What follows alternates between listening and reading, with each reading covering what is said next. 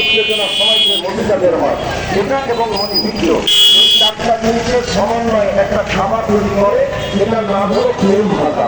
এই প্রেম ভাষা খেলে তাদের আগ্রহ রোগ হয় না। এই চারিতন্ত্র সমগ্র শরীরে মাটি কপালে বুকে পিঠে মাথায় মর্দন করাও হয়ে থাকে। স্বীয় প্রস্রাব মাটিতে মিশিয়ে তা কপালে বা গায়ে মাখলে মাথা ব্যথা, গা ব্যথা এবং জ্বরাদির উপশম হয়। বাউলদের মধ্যে এমন ধারণা আছে শুক্রকে স্খলনের মুহূর্তে ঊর্ধ্বে উঠাতে সক্ষম হলে অজর যৌন লাভ সম্ভব হয়। চারিচন্দ্র অর্থাৎ মলমূত্র রস বীর্য একত্রে মিশে গায়ে মাখলে চর্মরোগ হয় না। আমরা বলেন শরীরের চর্মরোগ তোরা নেভাতে গিয়ে ইমানের চর্মরোগ জানা হয়েছে।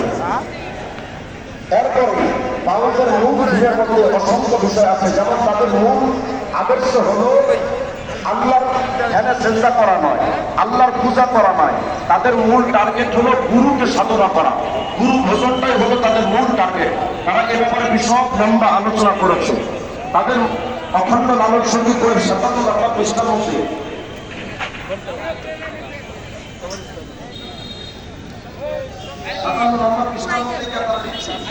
মোর্শেদকে মানিলে খোদার মান্য হয়, হয় কাহাকে কোরআন দেখলে মিলে যায়। দেখো বেমুরির যত শয়তানের অনুগত এবাদত বন্দি তার সেই শহীদের বেলা করা হয়। তার মানে এটা দিয়ে তারা বলতে চায় আমাদের যত কর্ম সব গুরুকে লক্ষ্য করে। এবার আরেকটু ব্যাখ্যা করতে গিয়ে তারা মহাত্মা লালন হয়ে 33টা পৃষ্ঠার মধ্যে লিখছে ফকির লালনের মত পথ ও পথ এমনই এক মানবিক দার্শনিক ও আধ্যাত্মিক গুরুবাদী মত পথ যেখানে হিন্দু, মুসলিম, বৌদ্ধ, খ্রিস্টান, জাত বা গোত্র ও বর্ণের সামান্যতম ভেদাভেদ নেই। এতে এই মতে শুধু প্রেম, ভালোবাসা এবং গুরু ভজনাই মূল উদ্দেশ্য, মূল সাধনা।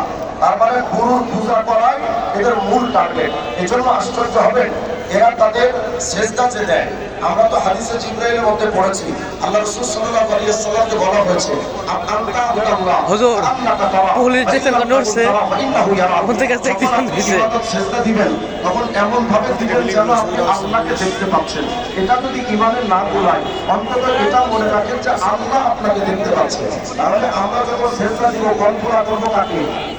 আল্লাহকে। এরা দেখেন বাউল সাধনার উপরে